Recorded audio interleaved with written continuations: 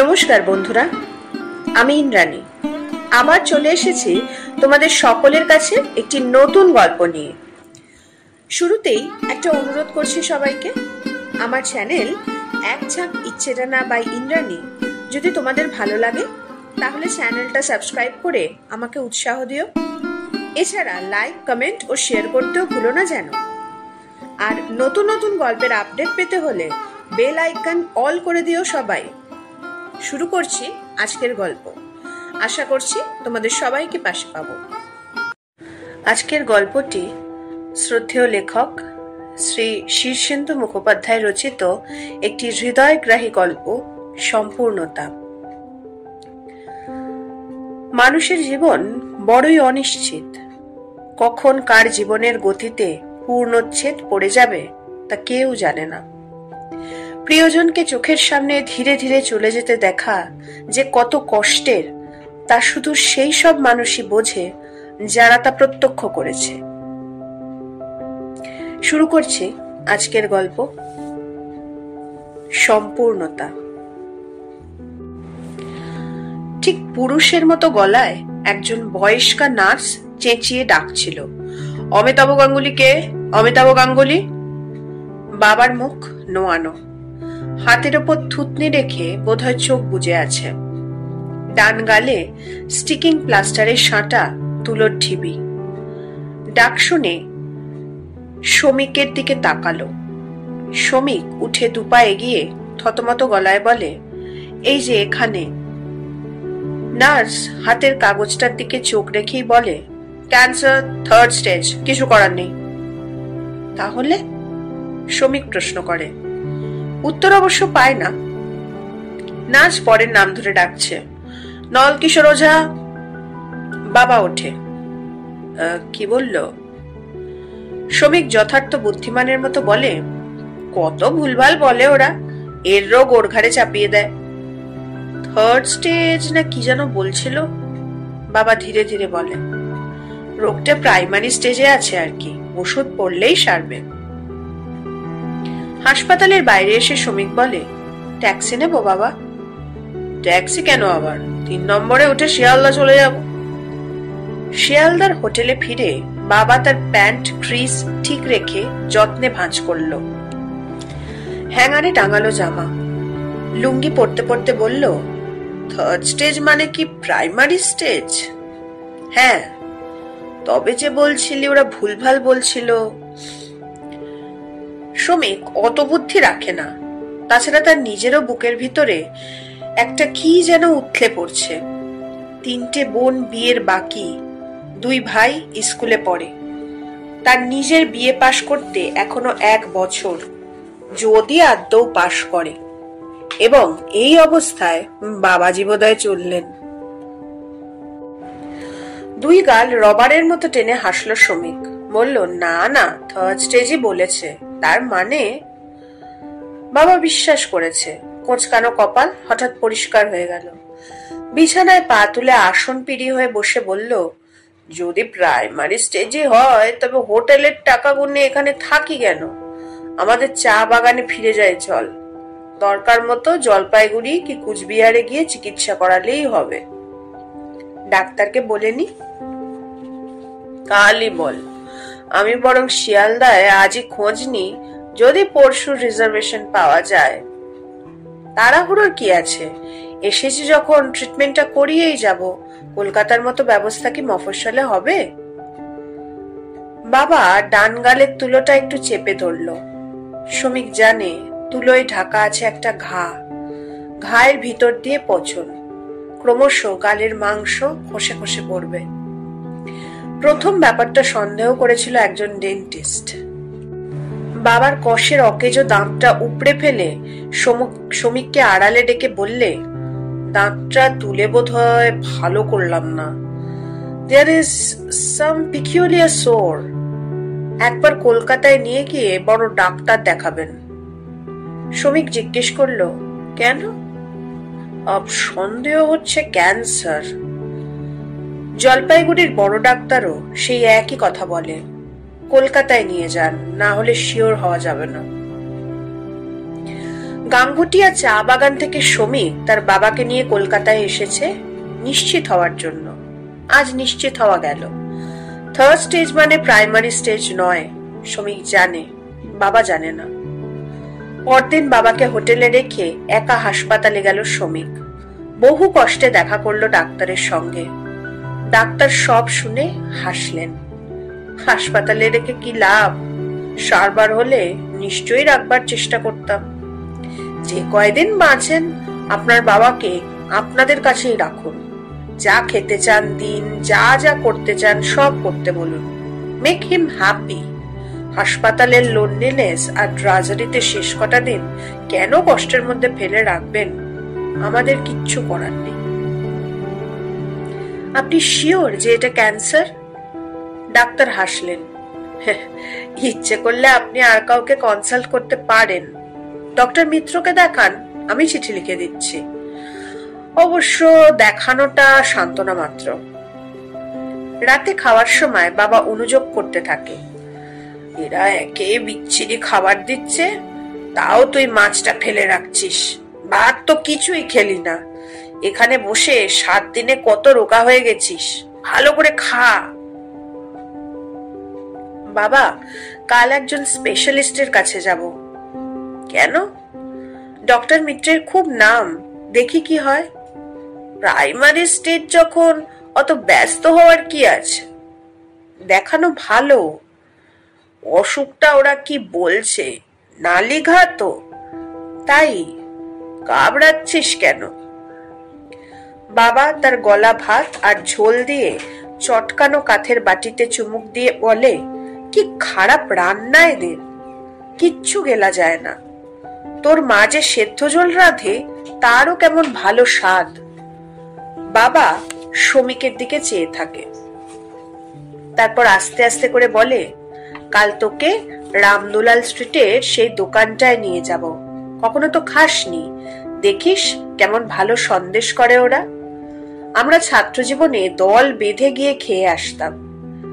গতকাল নার্সটা চেঁচিয়ে বলেছিল ক্যান্সার। বাবা কি সেটা শুনতে পায়নি? বায়োপসি কেন করানো হলো তাও কি বাবা জানে না? নাকি সব জেনে বুঝে বাবাও অভিনয় করে যাচ্ছে? পরদিন সন্ধ্যাবেলা ডক্টর মিত্রর বিশাল বাইরের ঘরে বাপ বেটায় বসে আছে। ডাক্তার টেনিস খেলতে গেছেন, আসবেন। স্লিপে নাম লিখে বেয়ারার কাছে দিয়ে বসে অপেক্ষা করছে আরো 10-12 জন লোক। 32 টাকা ফি দিতে পারে এমন কয়েকজন। শ্রমিক বাইরে একবার সিগারেট খেতে বেরিয়েছিল। কি সুন্দর বাড়ি, সিনেমায় এরকম দেখা যায়। সামনে লন, গাড়ি বারান্দা, লবি, পেতলের ভাসে সব অদ্ভুত গাছ। লনের ঘাস এদেশের ঘাসই নয়।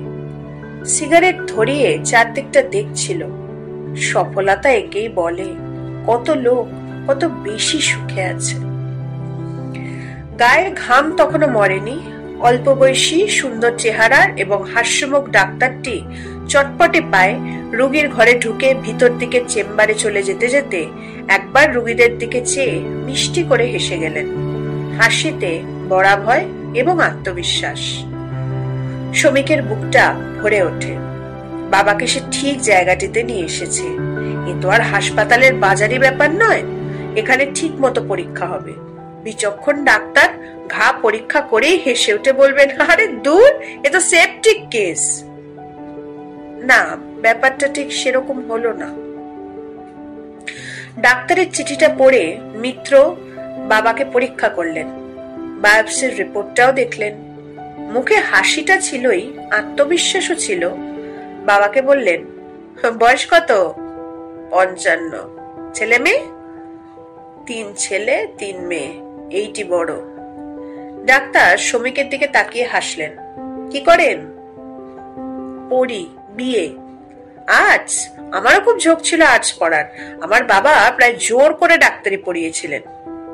এই সব কথা বললেন ডাক্তার। একটা ছোট্ট চিঠি লিখে দিলেন হাসপাতালের ডাক্তারকে। বললেন, এটা ডক্টর সেনকে দেবেন। প্রেসক্রিপশন যা আছে তাই চলবে। বলছি, কিছু করার নেই? খুব আস্তে, প্রায় ডাক্তারের কানে কানে বলে শ্রমিক। ডাক্তার হাসলেন। রাস্তায় একটা ল্যাম্পপোস্টের তলায় চিঠিটা খুলে দেখলো শ্রমিক। লেখা, dear doctor Sen, this case is hopeless, please help this man, Mitra. বাবা শ্রমিকের কাঁধের উপর দিয়ে চিঠিটা দেখছিল। কি লিখে দিল রে? হোপলেস? হোপলেস ব্যাপারটা কি? চিঠিটা ভাঁজ করে রেখে শ্রমিক বলে, হোপলেস নয়, লিখেছে হেল্পলেস। কলকাতায় আমরা তো কিছু জানি না, তাই লিখেছে অসহায়। ও। বাবা একটু গম্ভীর হয়ে বলে, 32টা টাকা নিল, কোনো প্রেসক্রিপশন দিল না? ওই ওষুধে চলবে। আর বেশি ছুটোছুটি করিস না, হাসপাতাল, ডাক্তার, এত কিছু করছিস কেন? অসুখ বিসুখে এসব একটু করতেই হয়। আমার আর ভালো লাগছে না, যা আবার হবে, চল বাগানে ফিরে যাই। শ্রমিক মাথা নেড়ে বলে, তাই হবে। বাবা উজ্জ্বল মুখে বলে, ঠিক তো, কাল রিজার্ভেশনের চেষ্টা করব। বাস রাস্তায় এসে বাবা বলে, এখন কোথায় যাবি? কোথায় আর যাব, হোটেলেই ফিরে যাই চলো। বাবা একটু হাসে, বলে, কাছে গড়িয়াহাটা, চল একটু দোকান পসার ঘুরে যাই। সস্তায় গন্ডায় যদি পাই তো সকলের জন্য একটু জামা কাপড় নিয়ে যাব। পুজোর তো দেরি নেই, কলকাতায় একটু সস্তা হয়। এখন থাক বাবা, অনেক টাকা খরচ হয়ে গেল। তোর জন্যই তো, খামোকাজ 32টা টাকা দিলি কেন? ভালো ডাক্তারকে দেখালে নিশ্চিন্ত হওয়া যায়। চল দোকান টোকান একটু দেখে নি, গড়িয়াহাটের কাপড়ের দোকানের খুব নাম শুনি। শ্রমিক অগত্যা রাজি হয়। বাপ বেটায় হাঁটে গড়িয়াহাটের দিকে। বাবা গালের তুলোটা হাতের তেলোয় একটু চেপে রেখে বলে, কলকাতায় এসে তো কেবল আমাকে নিয়ে হুড়যুদ্ধ করছিস। কাল বেরিয়ে একটু একা একা ঘুরবি, সিনেমা থিয়েটার দেখবি। তোদের বয়সে কি কেবল রোগের চিন্তা ভালো লাগে? কাল বেরোস। শ্রমিক উত্তর দিল না। পরদিন সকালে উঠে বাবা বলল, কলকাতায় যা শব্দ, রাতে ভালো ঘুম হয় না। বাগানে থাকতে থাকতে এমন অভ্যাস হয়ে গেছে যে নিশুত নিঝুম না হলে চলে না, তার উপর আবার ছাড় পোকা। সমীর জামা কাপড় পরছিল, একবার রেলের বুকিং অফিসে যাবে। বাবা শ্বাস ফেলে বললে, গায়ের ব্যথাটাও হচ্ছিল, বিশ্রাম নাও। একা ঘরে কি ভালো লাগবে? তবে কি করবে, একটু বেরো ভাবছি। কলকাতা তো আর আমার অচেনা জায়গা নয়। শরীর খারাপ, একা বেরোনো কি ঠিক হবে? বাবা মাথা নেড়ে খুব তাচ্ছিল্যের সঙ্গে বলে, শরীর কিছু খারাপ নয়, বেশ তো আছি। কাছেই যাব, সীতারাম ঘোষ স্ট্রিটে। খগেন ওখানে থাকতো। খগেন কাকা তোমার বন্ধু তো? ছেলের চোখ থেকে চোখ সরিয়ে নিয়ে বাবা বলে, হ্যাঁ, এখনো আছে কিনা কে জানে। 20 বছর খবর জানি না, বেঁচেই নেই হয়তো। আমাদের তো এখন সব যাওয়ার বয়স, একে একে সব রওনা হয়ে পড়ব। শ্রমিক বলল, খগেন কাকার ওখানে যাবেই যদি, তাহলে তৈরি হয়ে নাও, আমি তোমাকে পৌঁছে দিয়ে যাব। বাবা একটু অবাক হয়ে বলে, তুই সঙ্গে যাবি? না হলে তুমি একা এই ভিড়ে যেতে পারবে নাকি? বাবা একটু ইতস্তত করে বলে, চল। মনে মনে হাসে শ্রমিক। খগেন কাকা বাবার কেমন বন্ধু তা সে জানে। শুধু এইটুকু জানে, বাবা যৌবন বয়সে একটি মেয়েকে এসরাজ শেখাতো। সেই মেয়েটির প্রতি এক প্রগাঢ় দুর্বলতা জন্মেছিল, কিন্তু বাবা তাকে বিয়ে করতে পারেনি। বিয়ে করেছিল খগেন কাকা, সে ছিল বড়লোকের ছেলে। এ ঘটনা বাবা মাকে গল্প করেছিল, মায়ের কাছে তারা শুনেছে। খগেন নামটা শুনেই পূর্বাপর সব মনে পড়ে যায় শ্রমিকের। সীতারাম ঘোষ স্ট্রিটে বাড়িটা খুঁজে পেতে অসুবিধে হলো না। বিশাল বাড়ি, সিঁড়িতে এবং দেওয়ালের নিচের দিকে এখনো মার্বেল পাথর দেখা যায়। মস্ত দরজা হাঁ করে আছে, তবে বাড়ির শ্রী দেখলেই বোঝা যায় অবস্থা পড়তির দিকে। রং চটে গেছে, জানলা দরজার পাল্লা জীর্ণ। ভিতরের চিৎকার চেঁচামেচিতে বোঝা যায় যে 2-4 ঘর ভাড়াটেও বসেছে। একজন চাকর গোছের লোক তাদের ওপরে নিয়ে গেল। চিক ফেলা বারান্দা, ডান দিকে ঘুরে দরদালান। দরদালানের প্রথম ঘরটায় তাদের বসিয়ে বলল, বাবু এই সময়টায় থাকেন না, গিন্নিমাকে খবর দিচ্ছি। বাবা একটু ইতস্তত করে বলে, খগেন বেরিয়ে গেছে? আগে তাহলে গিন্নিমাকে বলো অমিতাভ গাঙ্গুলি এসেছে। এক সময় তোমার গিন্নিমাকে আমি বাজনা শেখাতাম, বললে হয়তো চিনতে পারবে। বলেই বাবা শ্রমিকের দিকে চেয়ে হাসে, কুণ্ঠার সঙ্গে বলে, ছাত্রী ছিল। শ্রমিক সব জানে, তবু ভালো মানুষের মতো বলে, তাই নাকি? বাবা শ্বাস ফেলে বলে, কত কালের সব কথা। খগেনটা সুদ করছিল, সুদেরই কারবার ওদের। কালোয়ারি ব্যবসাও আছে বটে, তবে টাকা খাটানোটাই ছিল আসল। এ ঘরটা বেশ বড়, পুরনো আমলের বড় মেহগনি টেবিল, আবলুস কাঠের কালো চেস্ট অফ ড্রয়ার্স, সূক্ষ্ম সব ফুল লতাপাতা আর ময়ূরের কাজ করা বার্মা সেগুনের চেয়ার। চেস্ট অফ ড্রয়ার্স এর ওপরে একটা ঢাকনা দেওয়া বাদ্যযন্ত্র রয়েছে, দেখলেই বোঝা যায় যে সেটা এসরাজ। পাশে একটা তবলা আর পেতলের ডুগি গদি মোড়া হয়ে বীরের ওপর ঘুমুচ্ছে। বাবা এখনো গাঙ্গুটিয়ায় সন্ধ্যের পর মাঝে মাঝে এসরাজ নিয়ে বসে। শ্রমিক তবলা ঠোকে। বাবা হঠাৎ আপন মনে মাথা নেড়ে বললে, চিনতে পারবে না বোধহয়। কে চিনতে পারবে না? কমলা, কত কালের কথা। বলে বাবা অপ্রতিভ মুখখানা ফিরিয়ে নেয়, গালের তুলোটা হাতের তেলোয় চেপে ধরে, বলে, চেহারাটাও পাল্টে গেছে। নিচের তলায় ভাড়াটেদের গলার শব্দ হচ্ছে, কিন্তু ওপর তলাটা নিস্তব্ধ। সম্ভবত এ বাড়িতে লোকজন বেশি নেই।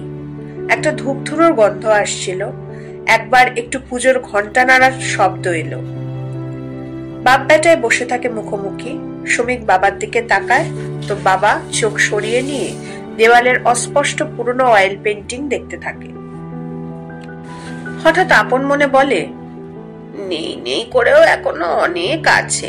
এ বাড়িটার ভ্যালুয়েশনই 5-7 লাখ টাকা হবে, অথচ সুদের কারবারির নাকি ভালো হয় না। এরা তবে এত ভালো আছে কি করে? শ্রমিক একটু হতাশ হয়। পুরনো প্রেমিকার বাড়িতে বসে আবার এ কিরকম বিষয় কথাবার্তা। একটু পরে সে আসবে, কাঁপা বুক, স্মৃতি আর অধৈর্য নিয়ে বসে থাকার কথা। এখন তেষ্টা পাবে, কথা হারিয়ে যাবে, দৃষ্টি চঞ্চল হবে। এই সময় বাড়ির ভ্যালুয়েশনের কথা মনে আসবে কি করে? বাবা শ্রমিকের দিকে তাকিয়ে বলে, তোর দেরি হয়ে যাচ্ছে না? হোক দেরি। শ্রমিক দৃশ্যটা দেখতে চায়। বাবা যদি কণা মাত্র খুশি হয়, যদি প্রেমিকাকে দেখে একটু মাত্র জীবনী শক্তি আহরণ করতে পারে, তবে শ্রমিকের বুক ভরে যাবে। সে মুখে বলে, না দেরি হচ্ছে না। রিজার্ভেশন যদি না পাস? পাবো না ধরেই নিয়েছি, গাড়িতে যা ভিড়, না পেলে ব্ল্যাকে কিনে নেব। আবার গুচ্ছের টাকা নষ্ট। কাল জামা কাপড় কেনাতেও অনেক বেরিয়ে গেছে। শ্রমিক হাসলো। আবার বিস্ময়ী কথা। মুখে বলে, সে তো তোমার জন্য, অত কিনতে কে বলেছিল? বাবা অপ্রতিভ হাসে। শ্রমিক দরজার দিকে পাশ ফিরে বসেছিল, বাবার দিকে চেয়ে। বাবার দরজার দিকে মুখ। হঠাৎ দেখলো বাবার মুখটা পাল্টে গেল, শরীরটা একটু শিহরণ কি। শ্রমিক তাকিয়ে মহিলাকে দেখতে পায়। মাথায় অল্প ঘোমটা, ফর্সা সুগোল ভারী চেহারা, মুখখানা প্রতিমার মতো সুশ্রী। তার নিজের মায়ের মতোই বয়স হবে, তবে ইনি অনেক সুখী। মুখে একটু হাসি। বাবা উঠে দাঁড়ায়। মহিলা এগিয়ে এসে পা ছুঁয়ে প্রণাম করেন। চিনতে পেরেছ? বাবা জিজ্ঞেস করে। ও মা, চিনব না? এই ছেলে বুঝি? বড়জন। বসুন। বাবা বসে। মহিলাও বসেন একটু দূরে চেয়ারে। সাবধান গলায় বলেন, কবে আসা হলো? গালে ওটা কি? বাবা গালের তুলোয় হাত চেপে বলে, এর জন্যই আসা, একটা ঘায়ের মতো। ডাক্তার বলেছে ভয়ের কিছু নেই। ঘা? দাঁত তুলে সেপটিক হয়ে গিয়েছিল। ও, তোমরা সব কেমন আছো? বহুকাল খবর কোনো পাই না। মহিলা হাসেন, বলেন, সেই আপনি যে চা বাগানে ছিলেন এখনো আছেন? হ্যাঁ, ওখানেই জীবন শেষ করে ফেললাম। মহিলা একটা শ্বাস ফেললেন। জানি সবই। বাবা একটা গলা খাকারি দেয়। বলছি, খগেনের কেমন চলছে? ওই একরকম। বাবা হেসে বলে, খুব বাবু মানুষ ছিল। সেই কোচানো ধুতি, গিলে করা পাঞ্জাবি আর 32 জোড়া জুতো এখনো চালাচ্ছে। চুলে কলপ টলপ দেয় না? মহিলা মুখে আঁচল তুলে হাসি থাকেন, মৃদুস্বরে বলেন, কলপের দরকার হয় না, টাক পড়ে গেছে। পড়ারই কথা, বলে বাবা গম্ভীর হয়ে যায়।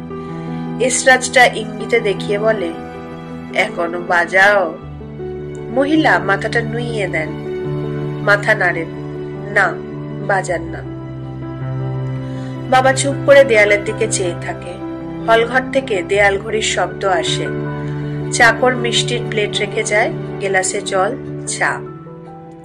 বাবা প্লেটের দিকে চেয়ে বলে, চিবোতে পারি না। কষ্ট হয়? হ্যাঁ, আমার পথ্য লিকুইড। শরবত করে দি? না। মহিলা তবু উঠে যান। বোধহয় শরবতের ফরমাস দিয়ে এসে আবার বসেন। ঘোমটা খসে গেছে, এখনো কি গহীন কালো চুলের রাশি। খগেনকে বললো আমি এসেছিলাম, কাল বা পরশু ফিরে যাব। মহিলা চুপ করে থাকেন। শ্রমিক একটা দুটো মিষ্টি খায়, চা শেষ করে, তারপর উঠে বলে, বাবা আমি আসি। যাবে?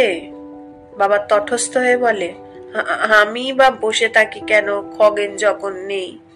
মহিলা ঘুমটা আবার মাথায় তুলে শ্রমিককে বলে, তুমি এখন কোথায় যাবে বাবা? একটু কাজ ছিল। আমি ওকে পৌঁছে দেওয়ার ব্যবস্থা করব, উনি একটু থাকুন এখানে, কেমন? বাবা অপ্রতিভ হয়। শ্রমিক এটাই চাইছিল। তার সামনে জমবে না ওদের, তার পালানো দরকার এখন। সে মহিলাকে একটা প্রণাম করে বলে, আচ্ছা, বাবার কোনো তাড়া নেই, সারাদিন তো একা। মহিলা হাসলেন, বললেন, আমারও তাই, একা। বলেই সামলে গেলেন। হেসে বললেন, আসলে ছেলে পুলে নেই তো। খুব ধীরে শ্রমিক দরদালানে বেরিয়ে আসে, বারান্দা পার হয়, সিঁড়ির মুখে চলে আসে, আর সেইখানে নিস্তব্ধ সিঁড়ির মুখে চুপ করে দাঁড়িয়ে থাকে একটু। কিসের জন্য যেন উন্মুখ ও উৎকর্ণ হয়ে থাকে। আর হঠাৎ শুনতে পায় মৃদু একটা সুরের কেঁপে ওঠা। এসরাজ বেজে উঠল। নিশ্চিন্তে শ্রমিক সিঁড়ি ভেঙে নামতে থাকে। দুপুরে যখন খেতে হোটেলে ফিরেছিল শ্রমিক, তখনও বাবা ফেরেনি।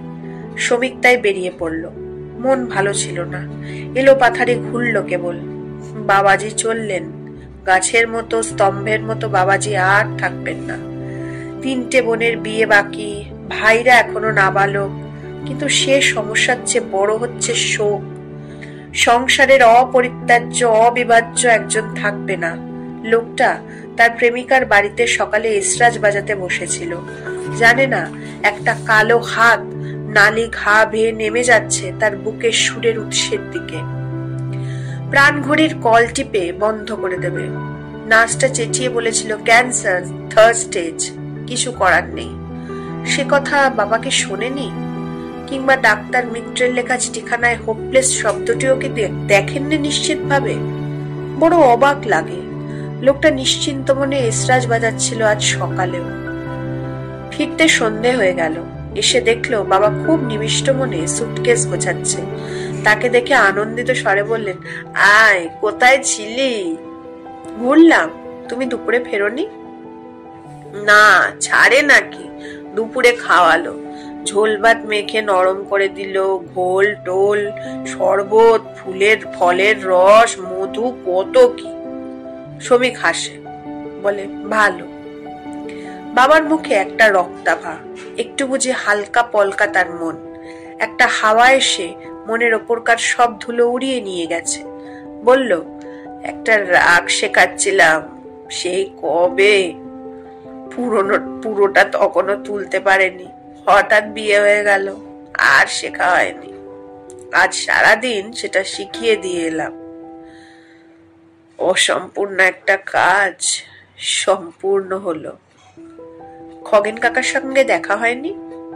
বাবা একটু গম্ভীর হয়ে বলে, না, সে নাকি অনেক রাতে ফেরে। আমি আর বসলাম না, রাত হয়ে যাচ্ছিল। রিজার্ভেশন পেয়েছি বাবা, কালকের। পেয়েছো? বাহ, নিশ্চিন্ত, বলে বাবা খুব খুশি হয়। বলে, সব দিক দিয়ে ভালো হলো, কি বলিস? হ্যাঁ বাবা। বাবা খুব একরকম উজ্জ্বল হাসে। বিছানার ওপর ছড়ানো নতুন কেনা শাড়ি, প্যান্ট আর শার্টের কাপড়, টুকটাক নানান জিনিসের দিকে মমতা ভরে তাকিয়ে থাকে বাবা। বলে, জিনিসগুলো খারাপ কিনিনি, না রে, সবাই খুশি হবে।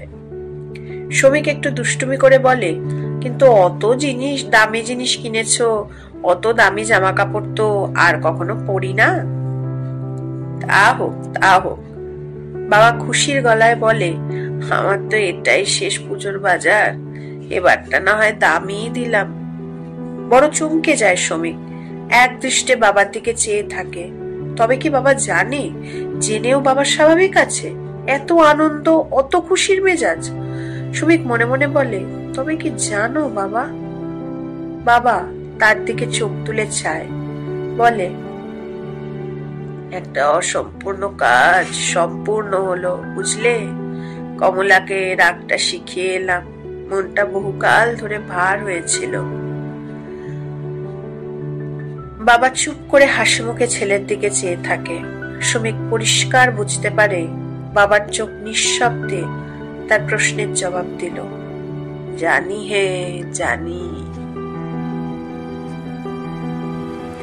ব্যাস, আজ এই পর্যন্তই। জীবনের শেষ প্রান্তে এসে সব মানুষই চায় তার অসম্পূর্ণ কাজগুলো সম্পূর্ণ করে নিতে। কেমন লাগলো গল্পটা?